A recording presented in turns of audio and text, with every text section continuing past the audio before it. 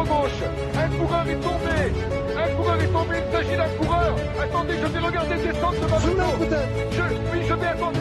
Je regarde bien Alex Soule. Avec l'attaquant de Bischlek, là, c'est Nibali, le premier à sauter dans sa roue. Franck Schleck est juste derrière. Et Alberto Contador qui vient de partir. Lance Armstrong est lâché. Et il est littéralement impliqué, comme on dit, dans les milieux cyclistes, alors que... Bonjour à tous et bienvenue pour cette nouvelle émission des commissaires de course. Un plaisir de vous retrouver après une longue coupure pendant le mois d'août, ça nous a fait du bien. Ça a permis de recharger les batteries tout simplement. Et aujourd'hui, on s'est dit qu'on allait faire une petite émission dédiée au Mercato avec Seb. Salut Seb. Salut Charles, salut à tous ceux qui nous écoutent. Alors désolé pour l'horaire inhabituel, mais là on réfléchit un petit peu à quelques petits changements pour que ça soit un peu pratique pour tout le monde. Et puis vous savez que de toute façon vous avez le replay qu'on mettra plus régulièrement en ligne aussi parce que c'est moins facile peut-être pour vous d'être là à 13h qu'à 18h. Bref, on va s'organiser et on vous tiendra au courant. Donc ouais Seb, on s'était dit que ça pouvait être sympa de faire une petite émission Mercato parce qu'on en a quasiment pas parlé au final et il y a eu pas mal de choses qui se sont passées durant le mois d'août. Ouais, la dernière fois, on en avait quand même un peu parlé là. C'était avec les JO, je crois, la dernière émission. On avait fait un bilan des JO et puis on avait quand même bifurqué sur les transferts, le mercato. Et je crois que de souvenir, on avait parlé déjà des gros transferts comme Martinez, etc., qui sont intervenus fin juillet, début août. Mais depuis, il n'y a pas eu d'émission. Et puis, il y a quand même eu quelques annonces, donc c'est bien de faire un récap et puis, comme tu dis, de reprendre un peu le rythme aussi. Ouais, on va reprendre le rythme de la rentrée comme les jeunes d'ailleurs. On leur souhaite à tous une bonne rentrée aux étudiants et aux lycéens et aussi à tous ceux qui ont repris le chemin du boulot. Alors Seb, on va faire ça plutôt tranquillou, en mode liste, je pense. Je te propose qu'on reprenne ensemble le tableau de First Cycling qui est plutôt Oui, bien pas de fait. problème. Alors, on va pas parler de tous les transferts parce que sinon ça va être un peu chiant pour vous, puis on va pas répéter chaque nom, bon ça a pas un grand intérêt. On va passer Alpecin, Seb, si tu le veux bien, parce que la signature Ouais. de Sentosungen n'a pas une importance vitale. Ouais. Par contre, l'équipe suivante, là, il y aura des choses à dire parce qu'il s'est passé Ouais. beaucoup de choses chez Astana. Ouais, alors ça fait partie des équipes. Il y en a, de manière générale, là, pour débuter, on se rend compte, même si c'est pas terminé, évidemment, le mercato, que ça peut durer assez longtemps, jusqu'à la fin de l'année, comme on avait eu l'année dernière avec l'épisode de Jutta Brooks. Mais on se rend compte quand même qu'à l'instant T, il y a quand même 2-3 équipes qui sortent du lot et qui ont fait les efforts nécessaires. Et c'est pas par hasard non plus, parce qu'elles ont besoin de rebondir. Et puis, ils ont quand même pas mal de points de retard. Et dans le lot, il y a évidemment Astana. Et Astana, pour le moment, c'est quand même pas mal du tout. Et voilà, il y a eu des annonces où ça a un petit peu tardé pour certaines, mais on avait des échos et ça s'est transformé en effet pour Ulissi, pour Higuita. Alors c'était pour Aaron Gate où c'est un peu plus une surprise. Mais oui, je pense que c'est pas terminé encore. Et puis en plus, on pourrait même ajouter aussi, même si c'est déjà effectif, l'arrivée de Bétiol, qui est arrivé depuis le 15 août et puis qui a déjà Oui, c'est participé vrai qu'il faut au le Renault compter, Seb, Tour. c'est important, tu as Ah ouais, raison. ouais, donc lui, c'est quand même pas rien. Bon, après, dans le lot, comme on est sur Bah, justement, Bétiol, Seb, est-ce que je me trompe si je te dis, après, on pourra rajouter en plus Ewan, hein, potentiellement, qui pourrait rejoindre l'effectif. ouais, Est-ce que je me trompe en disant que c'est qui tout double? Parce que des garçons oui, comme. Déjà, Aaron Gate, ça a vachement bien marché chez Burgos, mais sur un calendrier secondaire, donc il faudra voir comment il sera utilisé. Higuita, c'est courant alternatif. Pouls, ça peut être bien comme ça peut être un peu n'importe quoi. Et Ulissi, il est sérieux, mais il prend quand même un petit peu d'âge. Et Wan, on sait qu'il est aussi un petit peu fantasque. Donc, ouais, ma question, c'est qui tout double, soit on peut faire une saison à 12-15 000 points, soit on peut avoir un fail complet, quoi. bah, en même temps, oui, à part Ulissi, qui a quand même de la consistance, même s'il vieillit, et qui est assez régulier quand même, parce qu'il performe, et, il fait toujours des bons scores, et c'est un coureur qui abandonne pas tant que ça.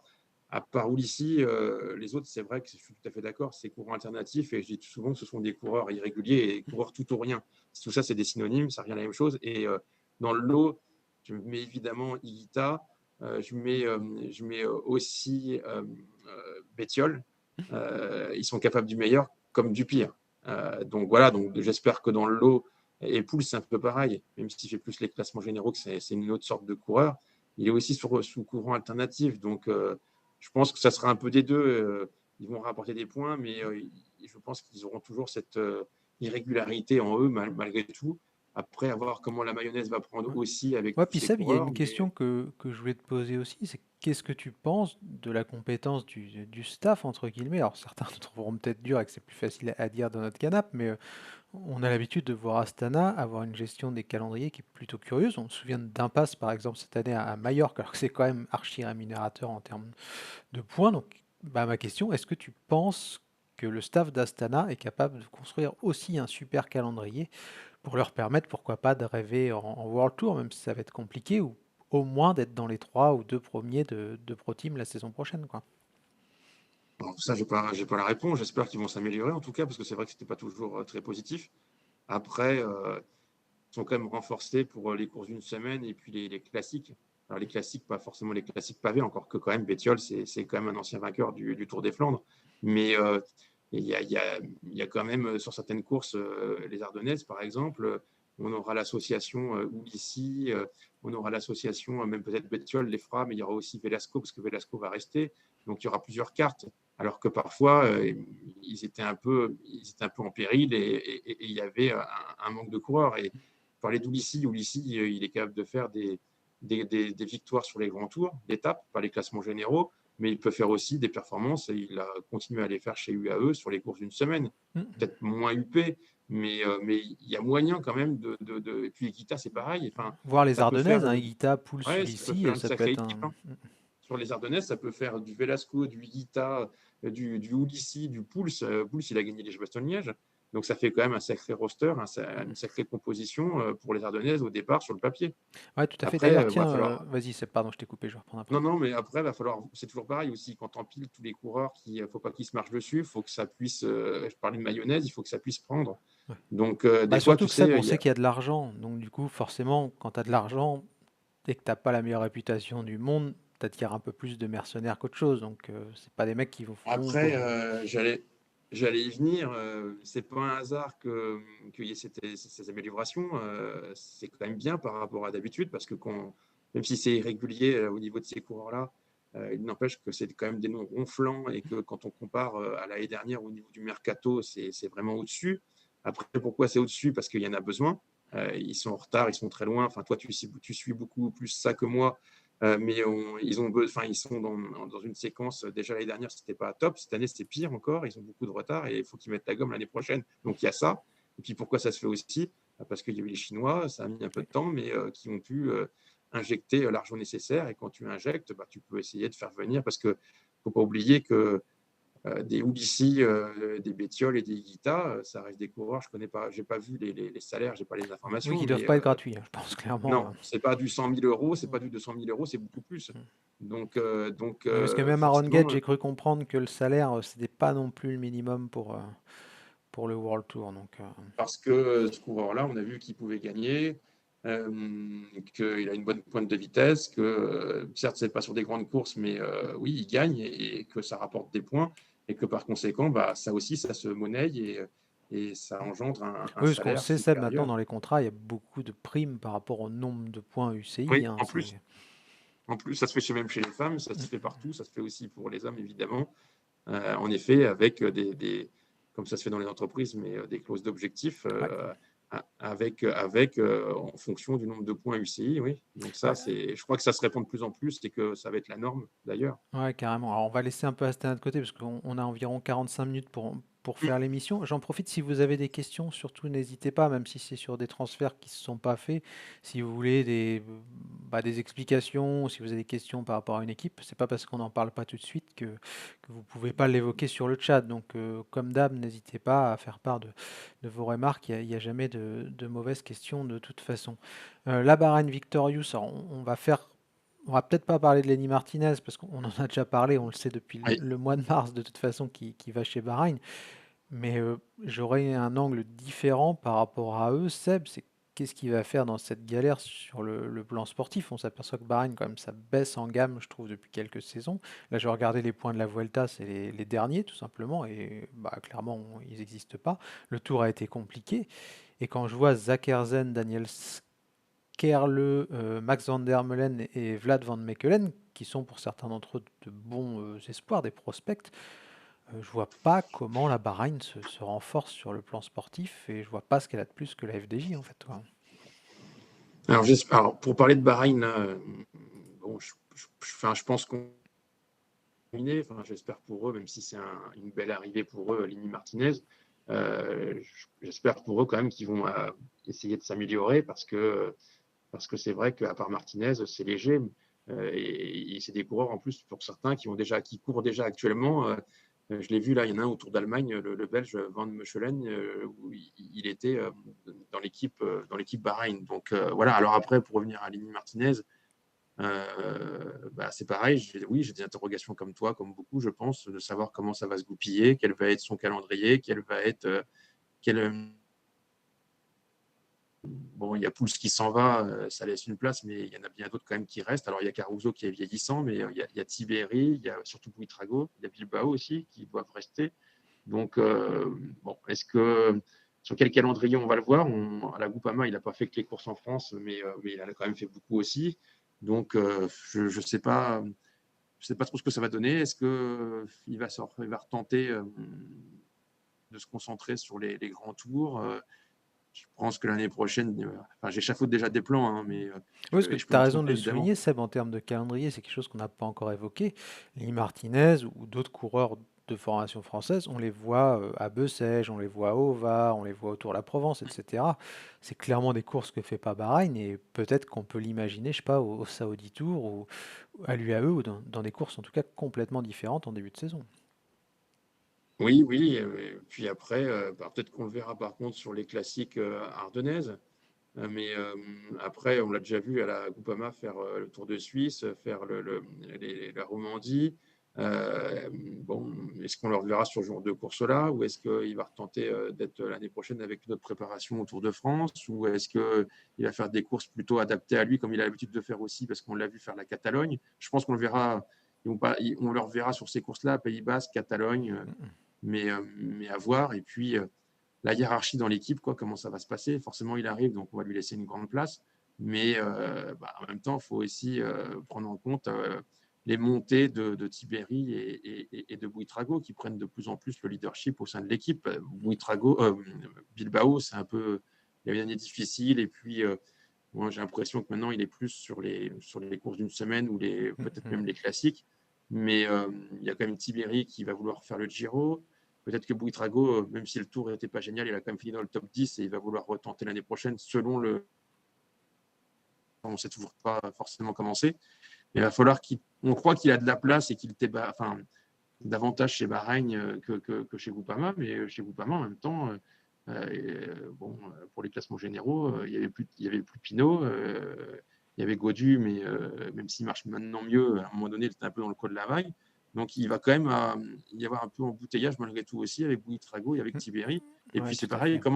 quand tu changes de vélo, ça vaut pour lui comme pour d'autres, mais il va falloir s'acclimater à l'environnement, il va falloir s'acclimater à la langue, il va falloir s'acclimater au vélo. Il y a des coureurs, alors c'est pas du tout le même registre, mais par exemple, tu vois, cette année, un coureur comme Cavagna, Oui, et ça ça a a été été très compliqué, hein. difficile, le changement, la langue, l'équipement, l'équipe, le fait d'être en minorité côté français, etc., de tout changer, des fois, ça peut être bénéfique comme ça peut être totalement néfaste. Donc, on verra bien. Ça On verra sera, bien, ouais, ça en sera effet. intéressant à observer. Ouais. Alors, oui, il est déjà 13h15. On se demande toujours si on va réussir à combler Non, le temps de on est trop l'émission, mais bavard. en fait, on se rend compte qu'on parle beaucoup.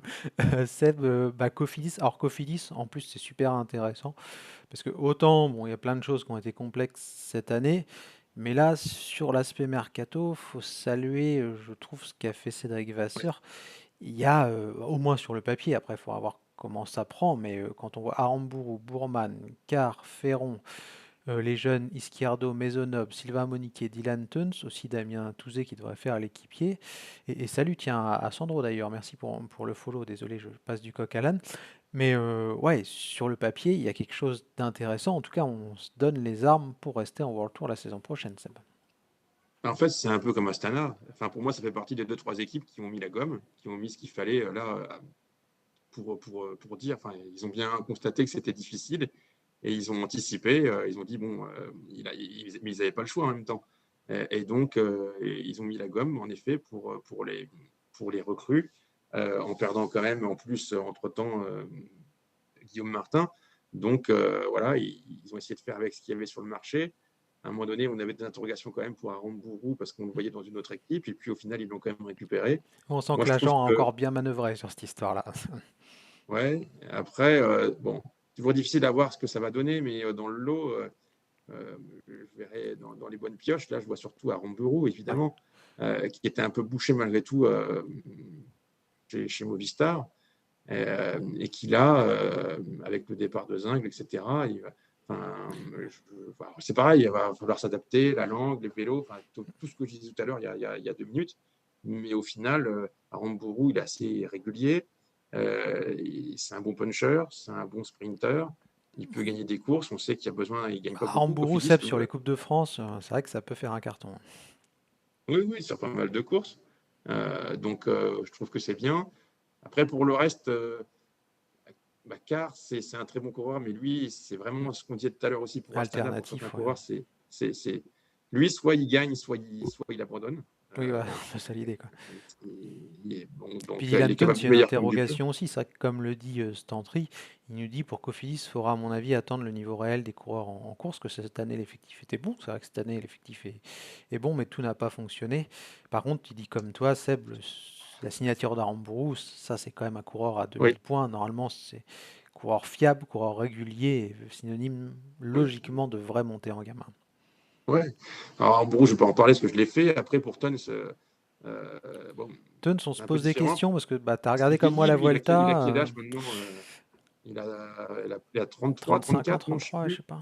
Puis sur la Vuelta, il donne pas quand même de signes. Après, il est capable En d'aller fait, claquer une étape en sortant de nulle part, mais depuis qu'il est arrivé il était chez Bahreïn, lui, et depuis il avait quitté, on en avait parlé l'autre fois, sorti il pour les avait points quitté, aussi d'ailleurs, Seb, tu te ouais, rappelles, transfert en il août. avait quitté au mois d'août ou au mois de septembre, il y a 2 ans, je crois, l'équipe Hmm. pour renforcer. Il avait fait un bon au Grand Prix de Wallonie, mais il y a 2 ans, mais il n'avait rien fait d'autre. Et l'année dernière, il a eu des problèmes personnels. Ça peut arriver malheureusement, et ça y a totalement, enfin, mentalement, tout ça, ça allait pas, et puis on l'a pratiquement pas vu. Cette année, c'est mieux quand même, il a fait quelques places, mais c'est pas non plus le niveau qu'on a pu voir par le passé. Ça reste un bon coureur, donc il peut très bien sortir une grande perf comme il a fait à la Flèche, etc. Mais il est quand même moins fort. Et on en a vu d'autres qui ont été recrutés par Cofidis un peu en fin de carrière, comme Ben Hermans, etc. Donc j'espère pour Cofidis que ça ne sera pas un peu la trajectoire de Ben Hermans, même si Teuns paraît plus fort. Mais oui, il déçoit. Ça s'est mal passé chez Israël aussi, je pense. Donc c'est pour ça qu'il s'en va. À voir comment ça va marcher. Bon, sur le papier, c'est à la fois positif, mais avec quand même beaucoup plus de crainte quand même qu'Aramburu.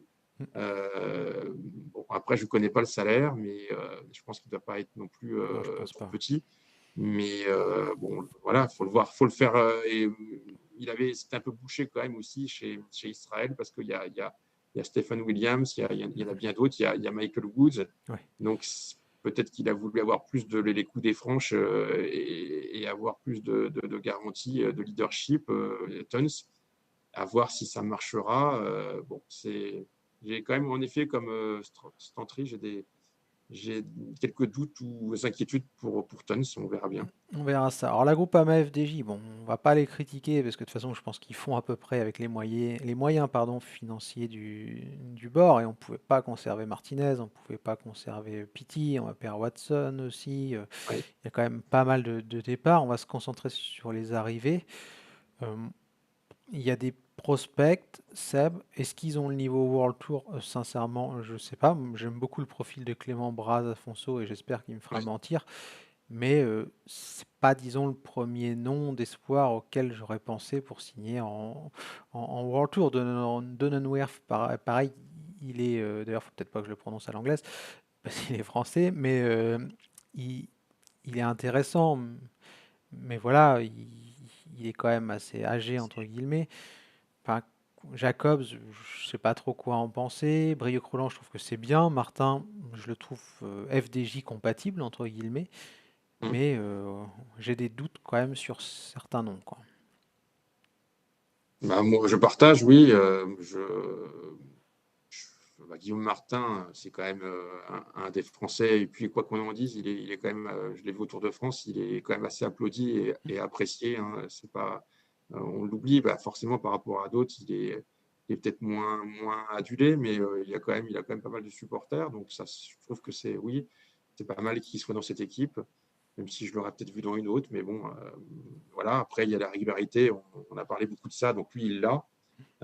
Après, on a souvent dit la même chose parce que justement, il est toujours entre deux chaises. Il ne sait pas trop s'il doit faire le général ou s'il doit faire les étapes. Et puis, eh ben, ça leur place souvent, il est dans les échappées. Peut-être que ça va être le cas aussi aujourd'hui à la Vuelta, d'ailleurs, sur une étape qui est totalement adaptée et où, dans ce genre d'étape, on le voit devant, d'ailleurs, pour glisser un peu un mot sur la Vuelta. Et ce qu'il y a, c'est que quand il s'en va dans ces échappées-là, il gagne du temps, il gagne 2-3 places et il n'est pas loin du top 10.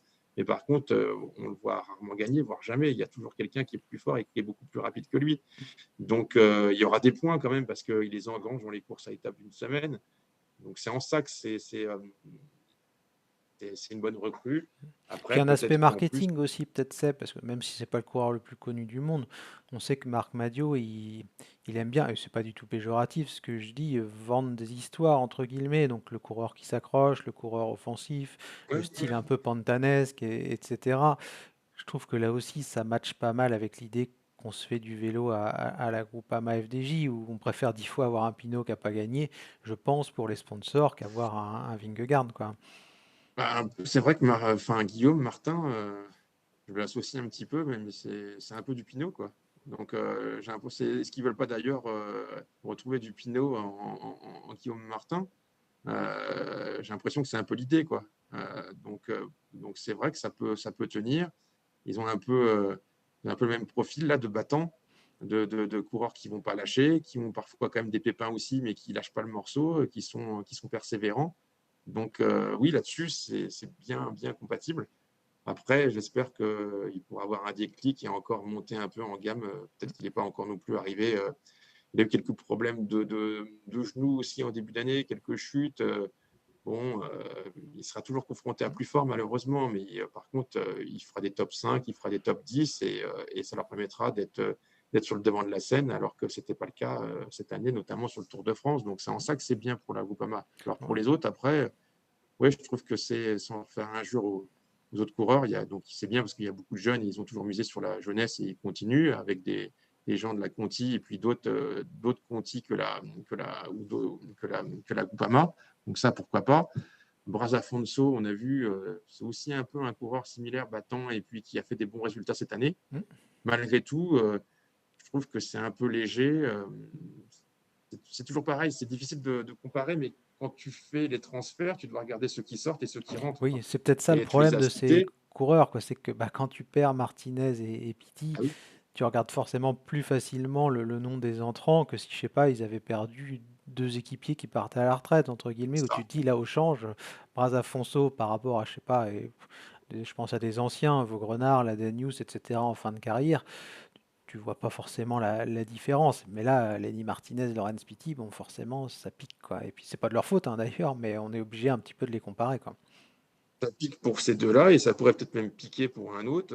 On peut dire, bah, Watson, c'est la catégorie inférieure, sauf que on l'a vu, il commençait à émerger un petit peu, à faire des résultats un petit peu plus cette année. Là. Certes, c'était que le Tour de Région Wallonne, mais il gagne une étape qui était assez difficile, la dernière, là, au Monteux, là, je crois, de souvenir. Et c'est le moment où il va peut-être marcher, qu'on a investi en lui, qu'il s'en va et que les fruits vont être récoltés par une autre équipe qui va être Ineos, même si Ineos, il y aura du monde. Donc c'est ça aussi qui est un peu dommage. Il y a à la fois les têtes d'affiche là, qui ont performé cette année et qu'on perd et qui vont encore s'améliorer, et puis d'autres qui commençaient à pointer le bout de leur nez, comme Watson, avec qui je pense on avait misé, parce qu'il faisait partie de toute la colonie depuis des années qui étaient là en Conti et qui sont passés, ça fait plusieurs années qu'ils étaient là. Alors, je ne dis pas que c'est facile de les conserver, et puis on pourra dire, ils conservent déjà Grégoire, c'est pas si mal que ça, bien évidemment. Mais quand même, ouais, à l'interne, je pense que c'est évidemment pas d'une gaieté de cœur que l'on va partir ces 3 coureurs-là. Et quand on regarde les remplaçants, c'est vrai qu'à part Guillaume Martin, bon, c'est léger, et j'espère pour eux aussi que le mercato n'est pas fini et qu'ils vont pouvoir piocher d'autres coureurs, même si plus ça avance, plus ça va être difficile. Ouais, carrément. Alors, on va passer à Ineos. Ineos, toujours un peu curieux depuis quelques saisons, les choix qu'ils font. Bon, on va pas commenter peut-être Jungels, j'avoue que moi je comprends pas trop, surtout qu'il doit pas être gratuit.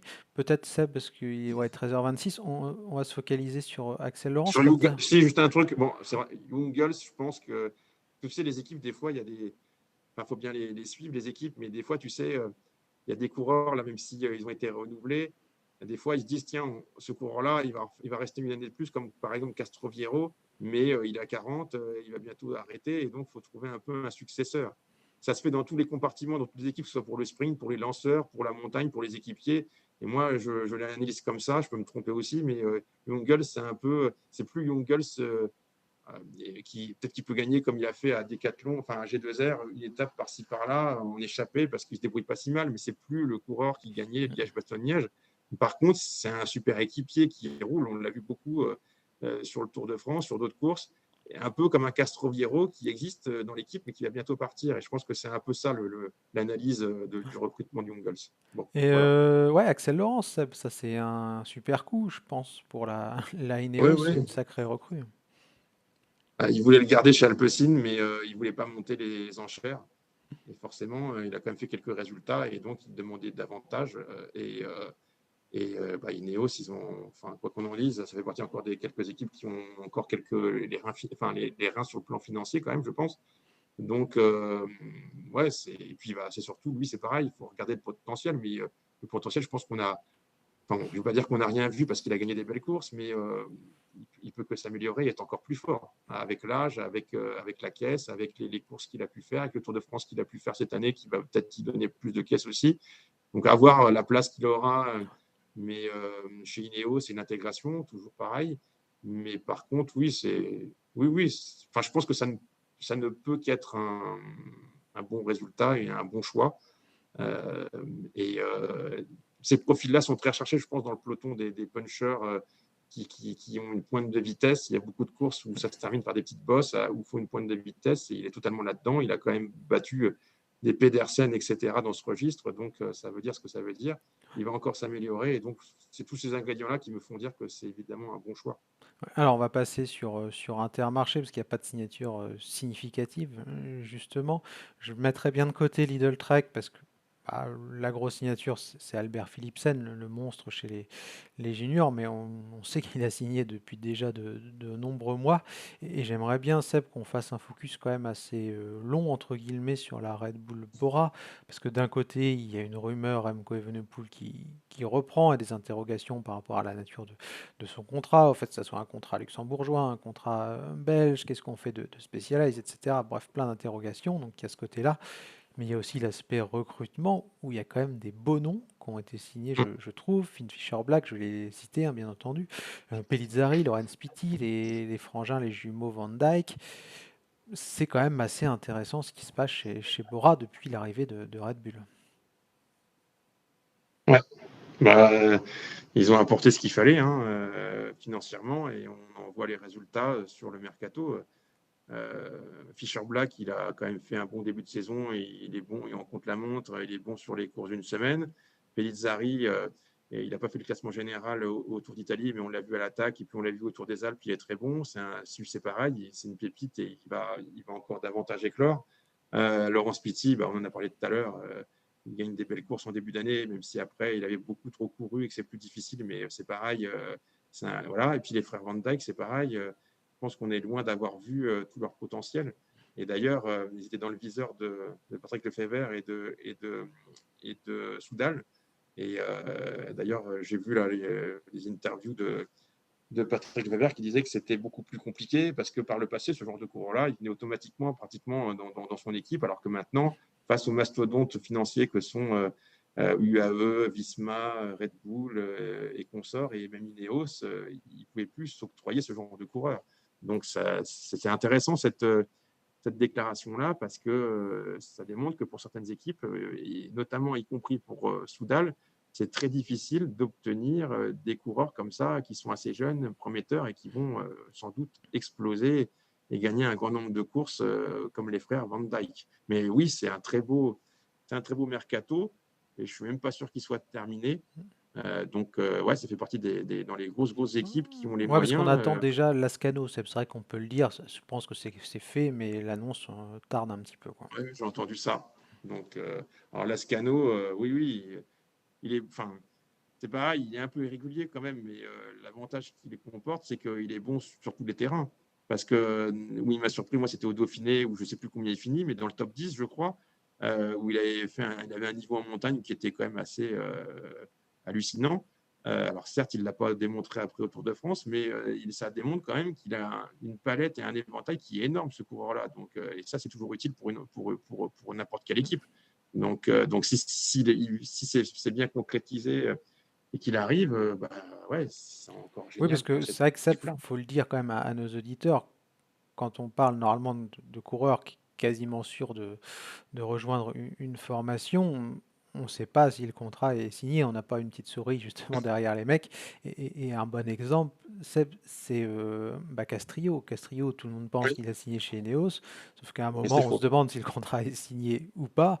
Et Castrillo, quand il a gagné 2 étapes du Tour d'Espagne, Ouais. même s'il a un accord oral avant, il se dit, bah attends, moi si je peux gratter 100 ou 200 000 de plus, bah, je vais les chercher quoi.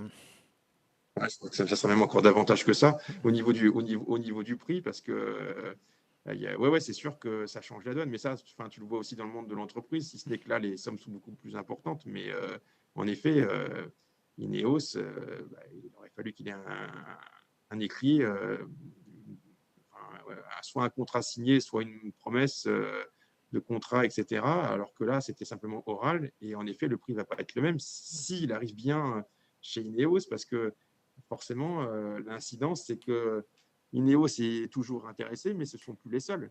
Je crois qu'il y a Red Bull justement qui est intéressé. Il y a encore Astana, parce ça démontre qu'ils ont encore des moyens et que ce n'est pas terminé au niveau de ces deux équipes qu'on a mentionnées. J'ai vu, je ne sais plus quelle autre équipe aussi qui était intéressée. Je ne sais plus si c'est IF ou. Mais il y en a beaucoup, hein, parce que quand on voit les numéros qu'il a pu faire, bah, maintenant, sa plus-value est bien sûr pas similaire à avant la Vuelta pour Castrillo. Ouais, tout à fait. Donc on suivra ça avec attention. Ça, c'est les enchères, hein, Ouais. c'est les enchères. C'est Oui, puis sûr que c'est logique, hein, c'est de bonne guerre, c'est vrai que.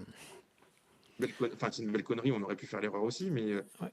fallait le savoir qu'il allait gagner ces Oui, étapes-là voilà, pour c'est ma ça le part. truc. Je pense qu'Ineos, ils se sont dit, bon, pas trop de risques, quoi. Remco Evenepoel, c'est parce qu'on va être obligé d'en parler. Ça a l'air d'être un imbroglio total. Et toi, tu es juriste en plus. Donc, comme ça, c'est parfait. Ça tombe bien. Qu'est-ce que tu en penses déjà, Seb, de ce nouveau feuilleton qui s'annonce, Remco Evenepoel? J'ai pas tant suivi que ça, parce qu'en fait, j'ai l'impression que, enfin, c'était déjà le cas l'année dernière. L'année dernière, rappelle-toi, il y a un an, on était déjà là à ce stade-là où on entendait qu'il allait arriver. C'était pas encore Red Bull, mais ça se faisait déjà, ça se préparait. Et donc déjà, il y avait des allusions et une arrivée et un départ. Et d'ailleurs, qui fait qu'on a eu toute l'histoire là avec le fait vert et Soudal, là, et puis avec même à un moment donné une crainte d'arrêt de l'équipe. C'était il y a un an, ça, si je ne me trompe pas. Ouais, ouais. Bon, après, certes, je connais le droit, mais après, bon, il y a du droit international là-dedans. Donc après, pour les contrats, pour savoir quel est le pays qu'on prend en compte, il faut regarder, parce que, comme tu l'as dit, là, tu nous as partagé un truc. Pour savoir si c'est le droit belge ou le droit luxembourgeois ou autre chose, faut creuser, il faut regarder. Et voilà, c'est pas aussi simple quand on est sur plusieurs champs où il faut déterminer la loi du pays qui est applicable. Et là, on tombe sur du droit plus international. Et donc, il faut regarder ça de près. Je ne me suis pas posé la question, ou j'ai pris le temps nécessaire. Ça doit pouvoir se trouver, mais bon. Mais pour en revenir à des aspects plutôt sportifs, du coup, maintenant, je ne sais pas, par contre, Est-ce que ça va se faire ou est-ce que ça va être comme l'année dernière où ça s'était pas fait? Je pense qu'il va y avoir encore du marchandage et de la discussion, comme ça se fait beaucoup maintenant. Il y a quand même maintenant beaucoup plus qu'avant des rachats de contrats en cours de route. Et pour ça, il faut quand même aussi s'entendre sur les sommes en question entre les parties et principalement entre l'équipe qui l'emploie pour le moment et celle qui souhaiterait faire venir ses services. Justement, Seb, est-ce que je me trompe si je dis que sans accord tripartite, il sortira pas Remco? Je veux dire, que malgré les petites failles qu'il y a, j'ai l'impression que comme l'an dernier, si la Quick-Step ouvre pas une porte parce qu'elle trouve une contrepartie financière suffisante, ça sera statu quo à la fin, quoi. Je suis d'accord parce qu'en plus, on a des exemples, des précédents exemples qui le démontrent. Les cas qu'il y a eu l'année dernière, y compris on parlait tout à l'heure de Jøtte Brooks, ça s'était solutionné à l'amiable. Et même si à un moment donné, il y avait eu, rappelle-toi, pendant l'hiver, là, on était en direct ce jour-là où il y avait eu des tweets de chaque équipe, etc., en disant il ne partira pas encore sous contrat, etc. Au final, ça s'est quand même soldé par un accord. Et il y a bien eu un accord tripartite. Et il y a évidemment la place importante de l'accord du salarié, mais surtout dans le tripartite, les deux parties principales que sont l'employeur à l'époque qui était Bora, et puis pour Jøtte Brooks, et puis après avec Visma. Et si ça s'est fait, c'est parce qu'ils se sont entendus sur la somme, sur le dédommagement, et il y a eu un truc qui a été ficelé, et puis ça s'est fait. Et il y en a, je me rappelle de cet exemple-là, mais il y en a eu d'autres. Donc pour moi, je pense que ça sera la même chose, et que soit on a un accord tripartite, et donc ça se fait. Et d'ailleurs, ça s'est fait aussi pour Bettiol. Là, tout à l'heure, on parlait de Bettiol. Ça a dû se faire de cette manière-là pour Bettiol en cours d'année. Soit on n'arrive pas à avoir un accord et puis il lui reste une année et en principe, il doit continuer et respecter son contrat jusqu'à son terme. Mais est-ce que, Seb, le fond du truc, c'est pas que de toute façon, à un moment, Remco Evenepoel, il va sortir, parce que là, si je dis pas de bêtises, il doit lui rester 2 années de contrat ou 3, enfin, ça change pas grand-chose au truc, mais plus on avance, moins la clause de sortie sera forte et moins la Soudal sera en position de force, parce que j'ai l'impression, et tu me dis si tu es d'accord avec ça ou pas, c'est que quoi qu'il se passe, normalement, sauf changement de situation, Remco il devrait partir à la fin de son contrat. Et que si on veut maximiser les gains, on a peut-être intérêt, un peu comme parfois au foot, à pas le laisser partir libre, parce que c'est un des rares coureurs du peloton qui a une vraie valeur marchande. Et je pense pas qu'à 1 an ou à 6 mois de la fin de son contrat, on sera autant enclin à mettre beaucoup d'argent sur la table du côté des formations comme Ineos, comme Red Bull, comme Visma, enfin bref, Je tous suis ceux d'accord. qui peuvent être intéressés, quoi. Ouais, et puis, c'est comme ça en droit du travail, en tout cas français, mais pour les cas classiques, c'est que souvent le dédommagement qu'il y a quand tu arrêtes ton contrat avant la fin pour un CDD, tu dois l'argent qui devait rester jusqu'à la fin. Et donc, plus la période est courte, forcément, moins la somme est importante. Donc il y a ça qui peut jouer aussi.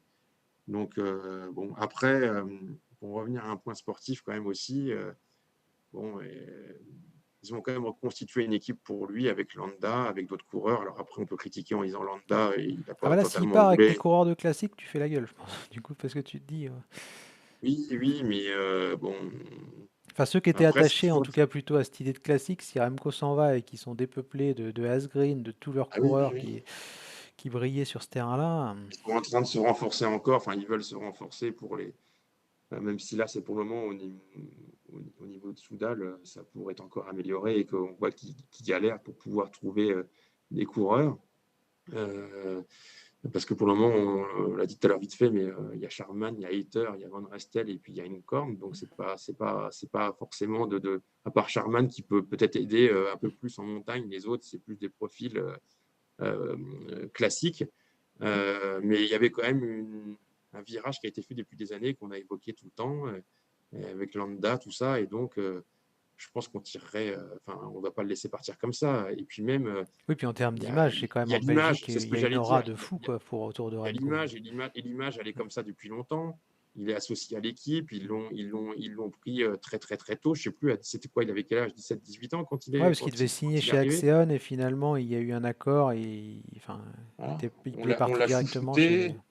On l'a chouchouté quand même, hein. On l'a soutenu aussi quand il a eu son grave Ouais, accident au ouais, puis niveau de Seb, la quand faut Lombardie. convaincre des partenaires, si dans ton package t'as Remco Evenepoel, c'est pas pareil que s'il est pas là, quoi. Ouais, et puis on voit que son image elle s'est encore améliorée parce Mm. que il a fait un super été avec le podium au Tour de France, avec victoire d'étape, et puis après il Puis les enchaîne JO. avec les deux, le contre-la-montre et donc et puis même c'est un Belge dans une équipe belge, donc pour pouvoir le remplacer, bah, c'est impossible. Donc tu es obligé, enfin, je veux dire, s'il Oui, partait, puis comme de rares athlètes, Remco Evenepoel, Seb, je trouve qu'il dépasse le cadre du vélo quand. oui c'est ça. Donc s'il part, est-ce que c'est même pas la fin de l'équipe non plus? Oui. Sachant qu'on Ça sait ferait que trop de mal. l'an dernier, ce qu'on a appris quand même s'il n'y a pas eu de fusion, c'est que Patrick Lefebvre, hein, à un moment, il allait sortir, quoi. Donc, Bah, oui, il a plus les parts qu'il avait et la place qu'il avait. Enfin, j'ai plus tout en tête, mais en effet, il a plus la majorité au niveau des parts ou des. Enfin, je crois que c'était ça, oui. oui, c'est Bacala, Euh, si je me trompe pas, le milliardaire voilà, tchèque qui. donc et on le voit bien malgré tout, même s'il est toujours là et qu'il peine à laisser sa place, il a quand même moins de poids que par le passé. C'est pas au-delà même du fait que maintenant il n'est plus la majorité dans l'entreprise au niveau financier et tout ça, enfin, au niveau des parts. Donc oui, ça change tout ça. Bon, et en tout cas, mais la difficulté qu'a Lefebvre, alors certes, il y a la masse salariale là, importante des Venepool, mais alors là, on pourrait se dire que le départ d'Alaphilippe, on va en gagner un petit peu.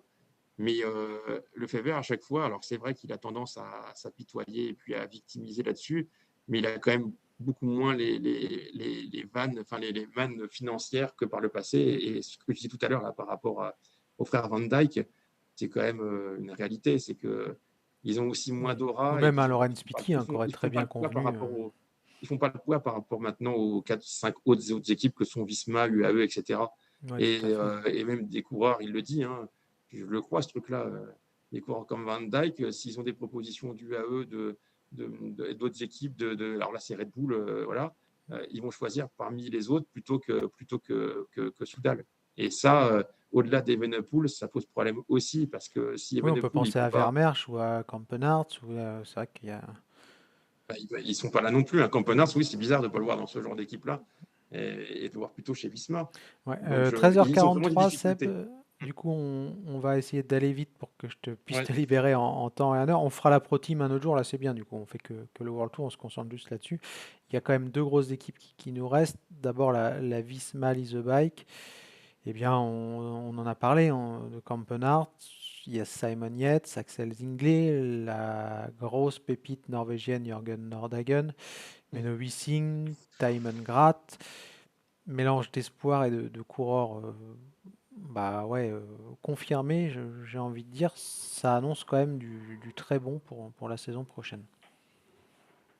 Ah oui, il y a le jeune Nordhagen, mais Puis oui, cette oui, fois-ci, on mais c'est perd pas surtout. Roglic en plus, donc, ou son Non. équivalent du coup. Et puis bah, Campenarts, on l'a déjà vu sur la Vuelta, là, une étape où il est déjà en train de commencer à rouler avec Van Aert, Oui, qui il avait s'entend très oublié, j'ai bien avec l'impression, lui. sur cette course.